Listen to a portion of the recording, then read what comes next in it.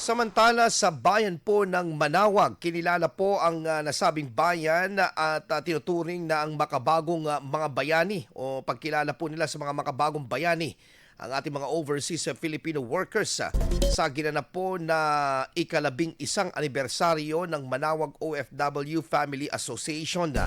Tiniyak ng lokal na pamahalaan, gayon din ng pamahalang palalawigan ng Pangasinan ang kanilang patuloy na suporta sa mga OFW at kanilang mga pamilya. Kabilang sa mga inisyatibong handog ng LGU ang pagbibigay ng pang-edukasyon at pangkabuhayang tulong, gayon din ang suporta para sa repatriation, seed money at pagtatatag ng OFW Association. Dagdag pa rito ang pakikinabang din ng mga OFW sa kanilang pamilya sa pagkakaroon ng Pangasinan Migration and Development Council na nakatuon sa pagpapalakas ng kanilang karapatan at kapakanan.